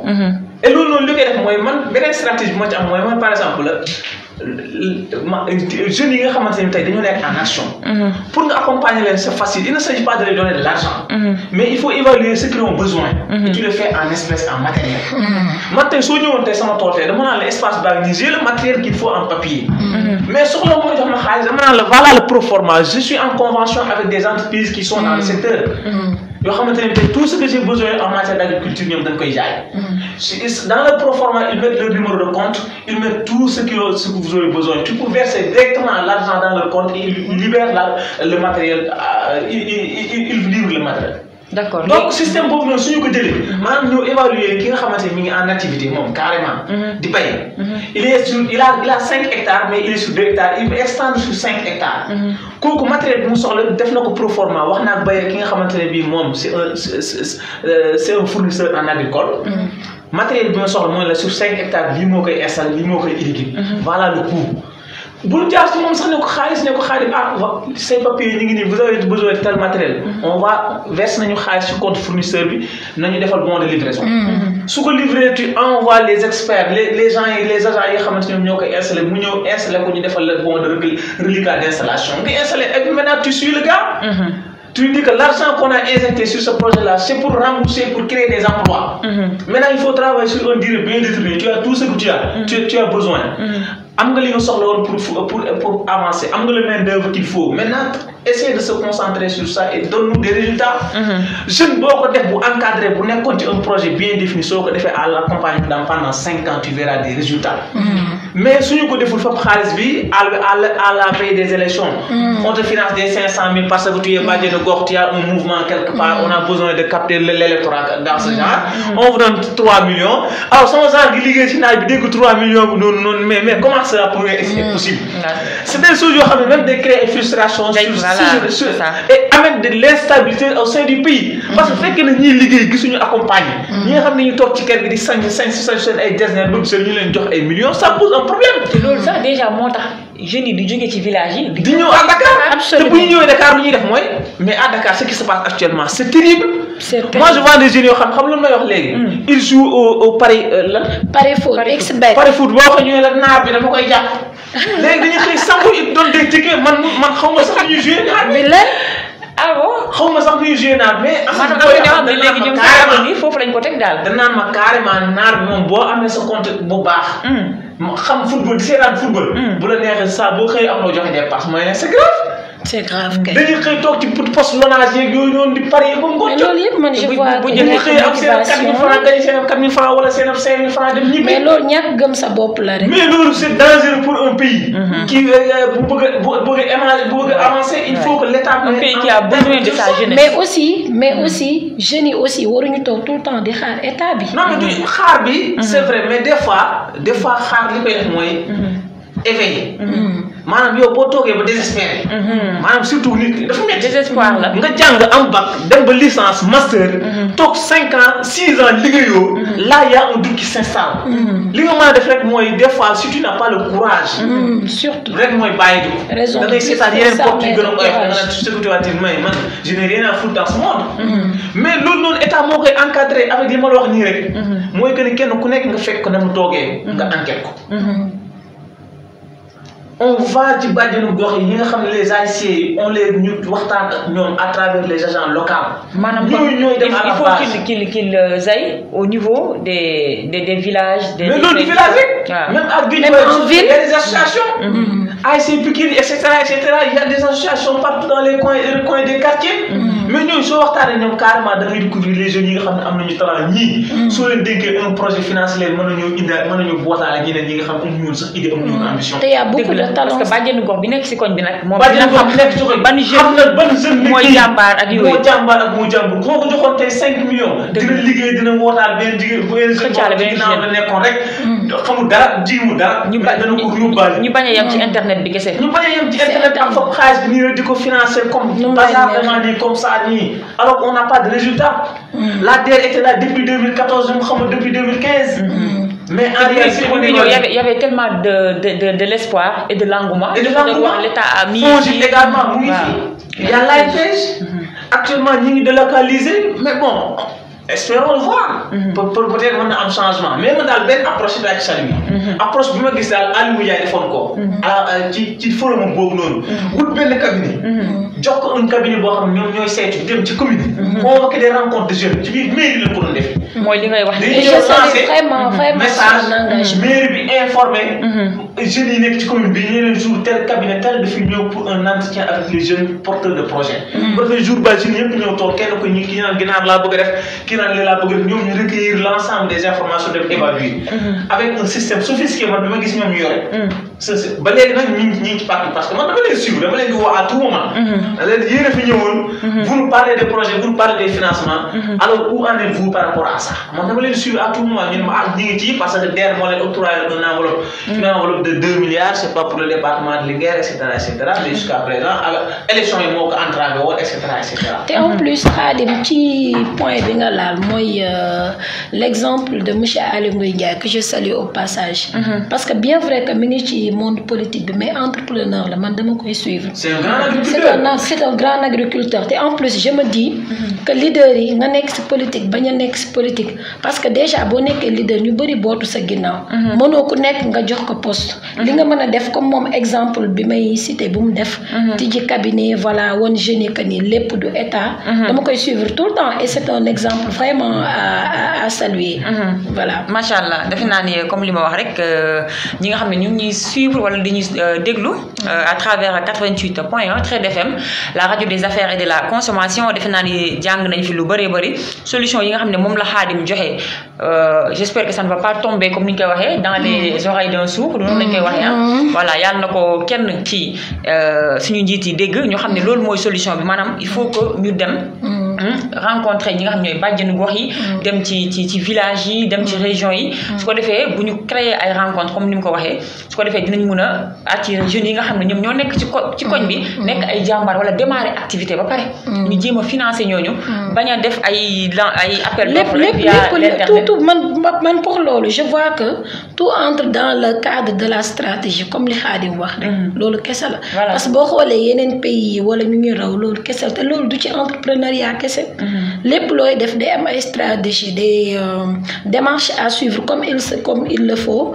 mais bu ñu tëb nii rek financer benn Khadija boo xam ni ci koñ bi lay toog élection yi ñëw na ma loolu doo am mës a am résultat bu concret te loolu mooy créer ay frustration comme il l'a dit parce que benn madame Diop wala benn Binta mu ngi topp politicien bi ci koñ bi kooku yor na xaalis ñëw jox ko benn 500 000 mu ñëw démarrer alors que démarrer wu moo dara yow par exemple tey da ngaa démarrer ñu fekk si la absolument kii dafa jot financement parce que gis nañ ni il a les possibilités parce que fekk nañ ni gis nañ ni yor na suuf ñu xam ne bu ñu ko financé dina dem yow dañuy fekk nga démarrer sa activité ba pare donc jeunes itam il faut que ñu bàyyi xel ci loolu maanaam bañ a toog tamit di xaar rek naan jotuma financement ci kaw loolu moo may permettre ma rebondir ci question bi yow mi nga xam déjà jot nga def ay formation formation sur l'entrepreneuriat. Qu'est-ce qu'on vous apprend là-bas, madame, vous voulez être entrepreneur, comment est-ce que tu dois te comporter? Bon, je pense que question bi tontu ci yomb na parce que ñun avant ñuy def formation bi dafa fekk loolu mu nekkoon suñu domaine mais liñ lay njëkk a jàngal juste que mooy nga jéem a sob te aussi di gëstu parce que luñ la jàngal gëstuwoo wala defoo ay pratique loolu ça ne sert à rien. te en plus aussi il faut ngay duggante ak nit yi parce que yow li nga mën a xam si benn domaine bi man mën naa ko bañ a xam si on entre en contact yow mën nga ma jëriñ ci lu bari parce que exemple bi may joxe bi ñu demee Academy for Women Entrepreneurs bien vrai que maa ngi doon démarrer ak sama business mais par la suite approche yi may am ci sama xarit yi ak nit ñi may duggante daf lay permettre lu bari parce que bu ñëwee di la jàngal mënuñu la jàngal lépp mais quand même di nga bénéficier wu ci connaissance expérience nit ñëw nettali la ni la lii ak lii fii laa jaar lii laa def voilà bi ma ko defee résultat bi laa gis yow tamit de part loolu mu lay wax yow ci loolu ngay jàng. d'accord léegi jeune bi nga xam ne tey mu ngi lay déglu. bëgg a lancer wala sax bëggul lancer wu mais mu ngi yor diplôme te mu ngi xaar ci financement yi kooku lan nga koy wax. Ouais, pour financement je peux dire il y a beaucoup de structures étatiques yu koy def comme y a la DER Khadim expliqué na ko y a la FONGIP am na aussi ANPEJ mais am na aussi des gens je peux les appeler ONG wala ay structures yoo xamante ni si non étatique la c'est pas basé au Sénégal comme Tony Elumelu Foundation bi mën naa citer aussi ADC Agents of Digital Change dañuy financer. Il y a aussi yenn structure étatique yu nekk en partenariat comme par exemple Entrepreneur yooyu ñu ciblé la région de Saint-Louis.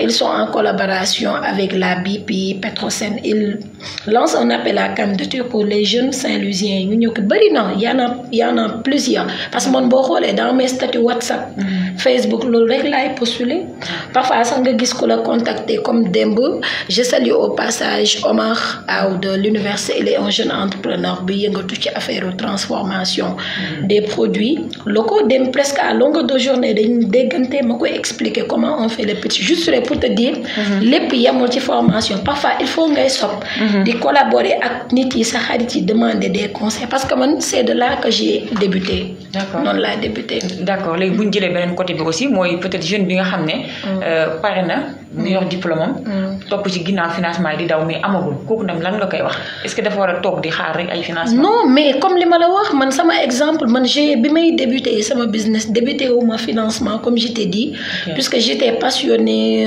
affaire couture style dama daan toog jënd tissu bi teg parfois ma dem toog sama tailleur muy dagg may xool ma j'ai commencé avec sama bourse laa commencé sama bourse dajale nank te somme yi sax c'était des sommes mën nga commencé ay 20 000 francs 10 000 francs mais lépp nga basé wu ci calcul xool li ngay dépenser xool li ngay génne aussi di wax sama mbokk jigéen yi ñu bari ñi ngi dugg ci entrepreneuriat di échouer mais surtout jigéen ñëpp sax laay wax mais rawatina jigéen yi boo nekkee jigéen di business il faut nga wàññi say bëgg-bëgg parce que sinon bénéfice boo am jëndee ko cheveux wala mel ni genre Khadija dem xew voilà mi ngi noonu après tu te retrouves avec rien ça aussi. D'accord mooy loolu. D'accord defe naa loolu am na solo bu baax a baax su ma la déggee mooy que nit ki kon balaa muy démarrer war na fekk moom tamit mu pare. waaw nga toog xam nga autosaisir sa bopp xam nga xalaat. xool fi nga bëgg a dem les démarches à suivre les voies et moyens à emprunter voilà. D'accord sànq newoon nga ci commencement bi que ni parfois y aura des obstacles yoo xam ne di nga ko jànkonteel par rapport ak métier bi yow lan nga jot a dund loo xam ne difficulté la woon te teewul tu as su te rebondir. Si difficulté bi mooy parfois puisque man ñawuma en tant que tel je collabore avec des tailleurs parfois commande jàmbur tardé voilà nga gis nit ki mer wala nga expliquer toog jël sa bic dessiner expliquer sa tailleur lii laa def mu faussé la mais yooyu yëpp c'était des obstacles parfois aussi nga wàcc war a dem marché voilà livraison yi tardé ak yooyu mais bëgg nañ prochainement parce que Law Collection Shop yemul ci affaire comment dirais-je bëgg nañ élargir suñu business wut suñu atelier teg comme ni ko ñëpp di defee te xam naa bu boobaa incha allah problème yëpp dina wàññeeku. D'accord ci kaw problème yooyu yow en tant qu'entrepreneur boo amee problème nii lan nga koy gérer émotionnellement. waa xam nga man moom dama ñeme kaf ay balak parfois client bu meree dama lay tooñ affaire yooyu noonu lii jarul kii parce que bon booy nekk di business il faut nga neex deret parfois même su ma xamee ni sax moom moo am tort juste pour gagner clientèle bi dinaa kaf ak yow fooree parce que man moom dama bëri kii dama mën tooñ mais samay client aussi il faut ma remercier leen bu baax parce que sans ñoom duma yegg si fii di remercier aussi ki ma solal Salam Thiam Moustapha Thiam maa ngi lay nuyu fi ma génnee nooy na nepp macha allah. di remercier aussi ki ma maquillé déjà beauty moom aussi ñuy def liggéey bu rafet make-up bi rafet make-up waa make-up bi rafet na macha allah kooku mooy Khadija Cissé c'est la fondatrice de Law Collection Shop donc su ko defee ma ñëw ci ki nga xam ne mooy Khadim waxtu waa ñuy xoj waxtaan bi amoon na solo jàng nañ fi lu bëri sentir naa nag j'ai senti beaucoup d'énergie je sens que ni c'est un cri de cœur moom nga nekk di lancer parce que tamit yéen yi comme ni nga ko waxee day créer frustration maanaam yow leer na la ni tey ji ku la puusoon nga dem ba yóbbaale ñeneen ngay gis des gens yi nga xam ñu ngi à côté jël xaalis bi di ko pasare comme kii ni mu ko waxee déjà kii nee na Ozili voilà Ozi Logique Sarr nee na le problème est que l'État s'attend toujours à ce que les élections approchent pour faire des financements de 500 000 et autres sans avoir le temps de bien vérifier moom sama mannequin la Ozil moom di wax voilà mu ngi noonu donc moom tamit defe naa loolu lay kaas kon nag defe naa ni war nañ ci bàyyi xel bu baax a baax comme ni ma ko waxee yàlla na fekk rek ki leen war a dégg na leen defe naa ni am nga déjà benn partenaire ki nga xam ne mu ngi à l'étranger Juliette voilà yooyu tamit voilà Juliette sama xarit la ndax ñoom tam parfois diaspora bi dañuy bëgg a investir mais parfois ñu xam moom koy defe naa message bi déjà wane na ko defe naa dina ci bàyyi xel bu baax a baax su ko defee yéen ñaar di ngeen mën a collaborer ngeen mun a déjà indi yeneen jeunes yoo xam ne toogoon nañ xëy na di xaar découragé waroon seen xel nekkoon ci dem génn gaal geeg yooyu noonu di nga leen mun a joxaat espoir su ko defee rek balaa ñuy ñëw di waaj a tàggatoo mu ñëw ci dernière question bi déjà en tant qu'entrepreneur ban message ngay lancer jeunes yi nga xam ne ñu ngi entreprendre parce que on sait que ni booy entreprendre il y a des problèmes il y a des difficultés il y a des challenges il y a des critiques il y a tout et tout ban conseil ngay jox entrepreneur yi question bu leen jox mooy man sama exemple laa leen di jox parce que man exemple bi ma jël dafa metti mooy dem ba say biir famille nga bëgg nga di fa liggéey waaw loolu nag kaa la waaw maanaam kaa la c'est-à-dire il est beaucoup plus facile d'entreprendre là où on te connaît pas parce que tey nga jógee Jolof ñëw Dakar di entreprendre là tu peux faire le business sans aucun sentiment mais boo nekkee yenn situation yi tey comme imagine nga nekkoon ci benn niveau de carrière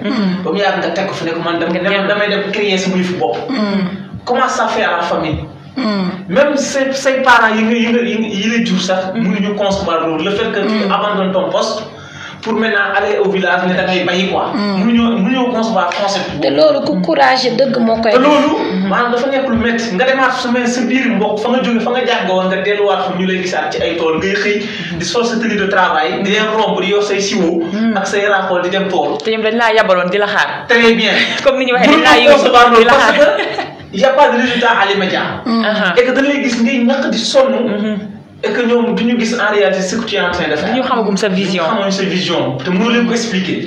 donc loolu mu nekk affaire bu métti. boo xam ne da nga koy dund. et les problèmes encore ils viennent. léegi noo koy surmonter loolu regard yooyu noonu. vraiment c'est des regards yoo xamante ne c'est à la fois voilà. noo koy surmonter lan mooy. courage rek ak des fois li naan jëlali. ak wéyal des fois nga dégg dara sax. mais tu es obligé de le mettre dans le cœur et voilà avancer. avancer parce que boo nekk si biir nii di liggéey parce que entrepreneur agricole dafa métti.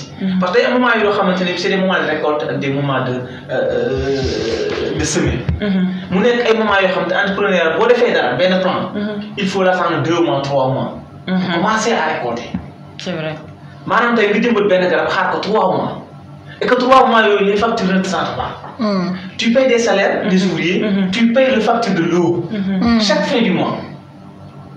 Et que tu es obligé de faire ces dépenses-là pour attendre 3 mois pour voir maintenant est-ce que ça va avoir de bonnes récoltes ou pas.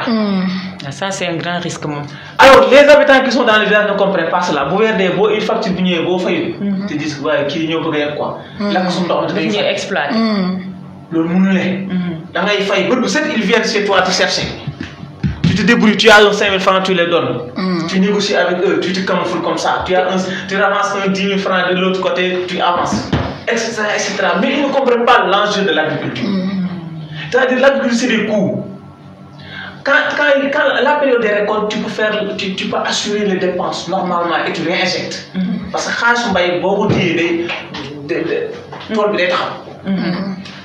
quand tu vends les produits, da ngay dépenser waat jëndaat yeneen semence jëndaat yeneen intrant pour assurer la continuité. En même temps, il y a les factures qui t'attendent de l'autre côté, plus tes dépenses personnelles. C'est-à-dire il te faut maintenant avancer à petits pas vers les grandes échelles de produire lu xaw lu bëri. Moo tax il faut ñu am des accompagnements yoo xamante ne bi dañuy mën a permettre ñu dem vers une capacité de production beaucoup plus élargie. Loolu mooy mën a permettre ñu mën a assurer loolu noonu. Beneen bi des mooy wax na rek entreprendre moom xaar la.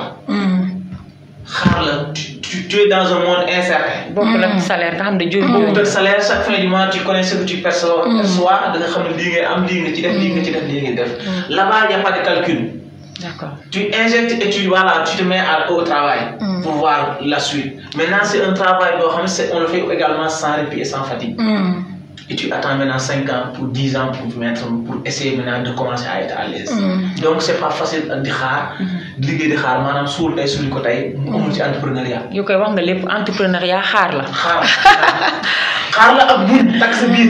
Parce que souvent da ngay am ay soxla yoo xam ne si da ngay am ay bor yoo xamante ne bii mënoo ko fay kii laaj ko yor naa ko ay bor yoo xamante ne mënoo ko fay parce que su ma jaayee keesu tomate wala ma jaay benn saako batansi je suis obligé ma fa benn 1000 francs jënd ci crédit pour mën a assurer man samay truc la coordination jël benn 4000 def ko ci ndox mi jël benn 2000 francs dencal ko ki nga xam ne mooy liggéey ci tool pour weer dee etc.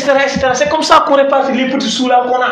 C'est des calculs. C'est des calculs yoo xam ne dara taxaw. te calculs yooyu pour nga mun ko def mu taxaw il faut comme li ñu ko waxee il faut avoir du grand. Très bien. Il faut nga pare mentalement. Il faut nga pare mentalement parce que sinon pression bi day gis ci yow. Pression bi day gis. C'est lu dugg rek suuf bu dugg rek il faut répartir. Il faut répartir, mettre là de l'autre caisse, mettre là parce que les trucs sont répartis en des caisses. Kenn ku nekk ci loolu kenn ku nekk da nga koy defal wàllam. Voilà te ci kaw liggéey bu weer day am lu mu bëgg yónnee këram. ci kaw loolu tamit dama bëggoon il faut avoir kon l'esprit tranquille.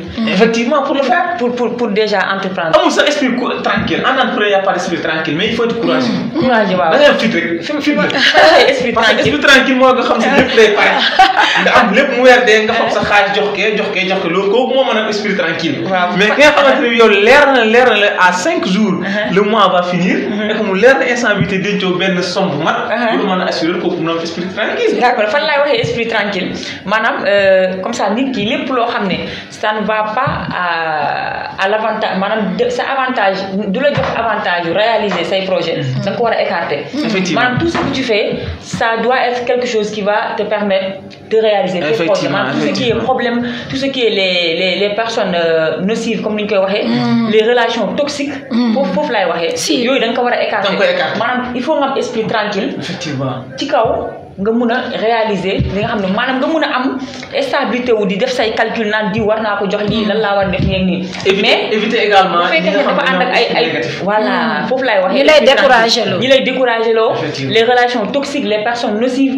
ñooñu da nga leen di écarter. dama lay jox exemple tey mun avant ngay ñëw si émission bi xam nga déjà si yoon bi nga fanaan.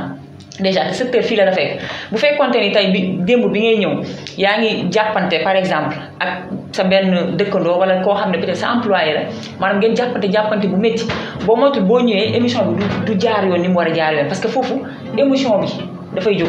Foofu laay waxee que ni donc en tant qu'entrepreneur aussi on doit savoir maîtriser son esprit pour nga mun a maîtriser say émotions. Foofu laay waxee mais esprit tranquille moom defe naa ne entrepreneur du ko am parce que boo xalaatee boo remercier juste rek de passage. xam naa ne temps bi tàggatoo waale sax temps bi jeex na ma tàggatoo waale. di nuyu également waa Ndiaye Sapenda ak suñu membre GIE bi yëpp maa ngi nuyu di leen ziar. di nuyu également madame le maire parce que c'est une maire boo xamante ne xam naa yéene am na yéene jàpp ci. te xam naa ne dina ci jàpp. également également le ministre Aliou Ndiaye dañ ciy waxtaan lu bëree bëri dañ ciy waxtaan ci projet yi lu bëree bëri donc ñuy xaar ne war nañu am seen taxawaay ci suñu projet yi ñu nekk ci Sagata Jolof di la wax ne tamit en ce qui concerne l'autre émission là ñu ngi ciy liggéey ak sama ay beneen collaborateur GIE boo xam ne sama village au près ñu ngi liggéey ci benn projet élevage bu am solo mettre nañ ko en œuvre ni mi ngi dox instant bi ñu ngi ci sur capacité de 2000 poussins et poussière mais dañu bëgg ay réglages yu ñu bëgg a def bu ko defee ngeen ñëw def benn documentaire donc doog a préparer ñëw à la télé d'accord inchallah di la wax ne ñooñu ñoom c'est des collaborateurs yoo xam ne maa ngi liggéey ñoom ci beneen projet bu gën a yaatu sax que agriculture élevage d'accord léegi li ma la bëggoon fàttali mooy que ni li nga xam ne loolu ngay bay moom ngeen di jaay ci Huile Jolof boutique bi wala non Huile Jolof boutique moom parce que déjà dañ ci fàtte woon wax ba temps bi sax très bien parce que Huile Jolof boutique moom benn boutique la en ligne souvent je l'ai mis en ligne parce que dama am samay rakk ak samay sœurs yoo xam ñu ngi à l'étranger comme ay Maroc yooyu noonu souvent dañu indi dañuy yóbbante ay courrier et cetera léegi nag ci laa xalaate woon ma ne xaar ma def benn genre vente en ligne pour di fa mën a jaarale seen ay canaux ak seen ay commandes macha allah léegi nag looloo tax mu ubbi ko mais page boo xoolee sax amélioré gut à ce niveau là parce que lii moom a gënoon a itteel solo GIE bi ak agriculture bi moom laa njëkkoon def sa plan B waaw tey kay defe naa nag waxtaanee nañ agriculture lu bëree bëri ñi nga xam ne mais maa ngi ciy ñëwaat bu baax a baax parce que ñi ngi def ay importation sénégalais yi ñi ngi ci commandé ma di leen yóbbul Maroc di commandé Maroc di indi Sénégal macha allah mais niñ ci war a concentré go amagul ci parce que nous sommes concentrés en temps réel ci GIE bi mais inchallah dans les mois à venir dinañ ci jéem a xoolaat nan lañ ko mën a gën a enregistrer ak ay yeneen macha allah macha allah déjà jaroon na ko sax parce que tamit comme ni ñu ko xamee tey l'agriculture ça fait partie des piliers yi nga xam ne ça peut lutter contre le chômage et ça peut aussi aider pour l'autosuffisance alimentaire te joxe nga fi ay solutions yu bëree bëri defe naa ni ñi koy déglu jàng nañ ci baax ma bàyyi la nga tàggatoo très rapidement ma jox Khadija aussi mu tàggatoo.